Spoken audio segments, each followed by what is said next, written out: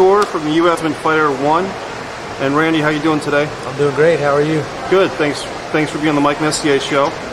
And what was it like being a coach on the Ultimate Fighter? It was a great experience for me. The guys were great. I enjoyed working with them. The assistant coaches were fantastic. I learned a lot. And you don't mind? Thanks. You can speak right into it. okay. And Randy, you've had a pretty great career in the Ultimate Fighting Championship. What are your highlights of your career? Highlights? I don't know. It's hard to say. I won a few championships. It's hard to pick one over another. I think anytime you're an underdog, like I have been in a few fights, it's always fun to come out on top.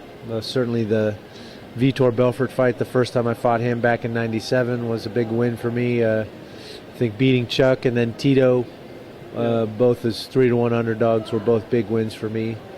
But I look forward to the future and getting back in there in February and the third match, the rubber match with Chuck Liddell. Well, that's going to be great. I didn't even know that the fight had been signed. You, Chuck, and Tito have had kind of a three-way rivalry. Is that fair to say? Yeah, sort of. Yeah. That's cool. Is it you and Chuck seem to be pretty friendly on the show? You guys, how do you put that friendship aside when you fight a guy? It's what we do. We're fighters. We love to compete. The fact that we get along and have gotten along outside of the ring has no bearing on what we do in the ring. We go in and do what we're trained to do and compete hard and shake hands afterwards. Right. Is there anybody that you haven't fought that you would like to fight? Everybody's talked a lot about trying to bridge the gap between the Pride and the UFC, and Vanderlei Silva being the #1 guy in the weight class for Pride would be a great fight. But there's a lot of guys out there to fight. I don't really care. I'll fight anybody. Right. And Randy, I want to let you go in just a minute, but how did you get involved in mixed martial arts competition? I started with Olympic wrestling, most specifically Greco-Roman wrestling, and this just kind of became an extension of that competition.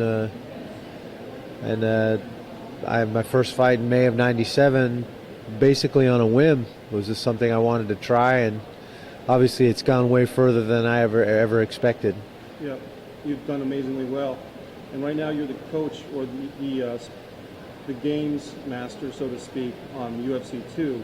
And you're coming up with the games that these guys are fighting in? Yeah, myself and a few of the producers brainstormed, kind of came up with some challenges that we thought were a little more sport-oriented and a little more combative. And I've been real happy with the way they've come out so far. I saw the mud wrestling one was pretty funny when they're trying to push each other out of the pit. Yeah, a little king of the mat with mud added to give it a little flavor. Yeah.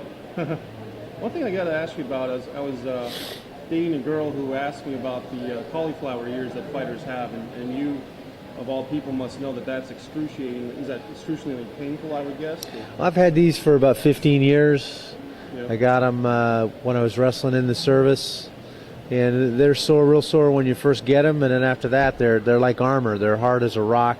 Yep. So God kind of knew what He had in mind for me and gave me some armor plating on the side of my head. Doesn't affect your hearing, does it? Or? It's more cosmetic than anything. Yeah, it's just a battle scar. Yeah, certain countries you go to the head of the line if you have a set of these. Yeah. And Randy, it's well known that you're a fighter.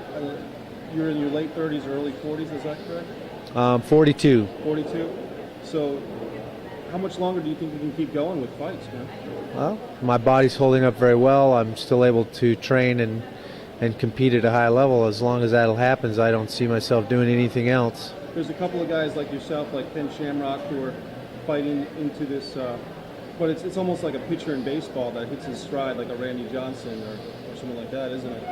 Yeah, I think you're seeing it in a lot of professional athletics now. We're just the science of sports. We're getting more and more out of our bodies, and guys are able to compete at a higher and higher level at an older age.